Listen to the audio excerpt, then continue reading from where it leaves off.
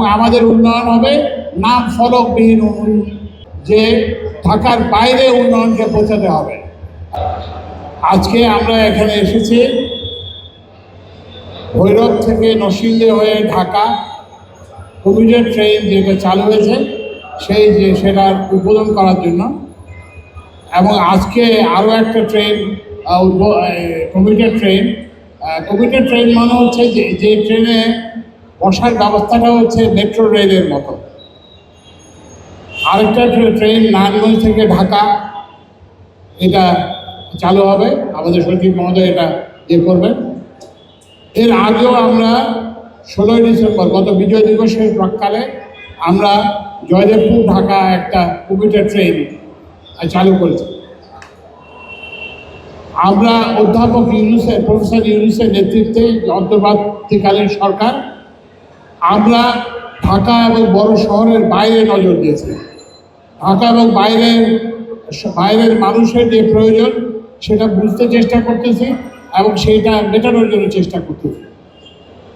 আপনারা জানেন যে গত পরশু আমি এবং আমার সহকর্মীবৃন্দ আমরা যে চট্টগ্রাম থেকে সন্দ্বীপে একটা ফেরি সার্ভিস উদ্বোধন করেছি। তো এখন উপদেষ্টারা শুধু যে ওখানে কিন্তু সব উপদেষ্টা উদ্বোধনের জন্য যান নাই, উদ্বোধনের জন্য গেছে নৌপরিবহন উপদেষ্টা, উনি ঘাট উদ্বোধনের জন্য, আর আমি গেছিলাম সেখানে বিআরটিসি বাস সার্ভিস উদ্বোধন করার জন্য। বাকি যে উপদেষ্টা এবং সহকারী বৃন্দ গেছিলেন তারা সেখানে গেছিলেন যে এলাকা দেখার জন্য, যেমন পানি সম্পদ উপদেষ্টা এবং এনভায়রনমেন্ট উপদেষ্টা সৈয়দ রিজওয়ানা হাসান সেখানে বেড়িবাঁধগুলো দেখছেন, সেখানে এনভায়রনমেন্টগুলো দেখছেন, তারপরে স্বাস্থ্যের বিশেষ সহকারে হাসপাতাল দেখেছেন, প্রাইমারি শিক্ষার উপদেষ্টা ওই প্রাইমারি শিক্ষার বিষয়গুলো দেখেছেন।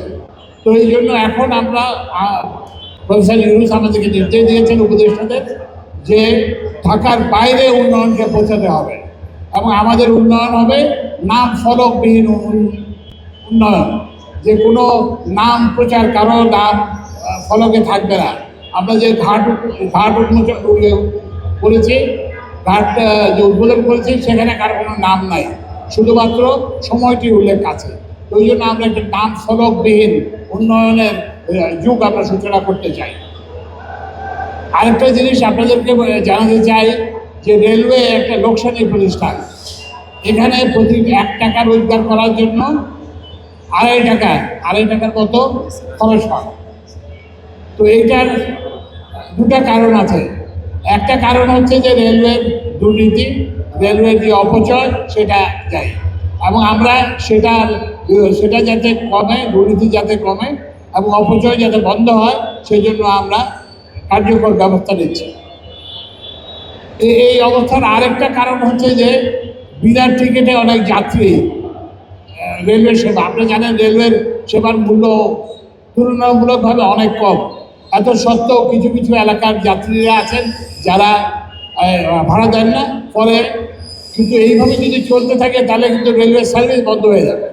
তো ওই জন্য আপনারা যেখানে দেখবেন যে কেউ ভাড়া দিচ্ছেন না, আমাদেরকে নজরে আনবেন, এবং যারা সামাজিকভাবে নরসিংদীর মানুষ, ভৈরবের মানুষ, আপনারা উদ্বোধন করবেন যাতে মানুষ টিকিট কেটে ভাড়া দিয়ে চলাচল করে। না হলে কিন্তু যদি রেলের লোকসান আরও বাড়ে তাহলে এটাকে মোকাবেলা করার জন্য আমাদের রেলের সেবা কমানো ছাড়া কোনো বিকল্প থাকবে না।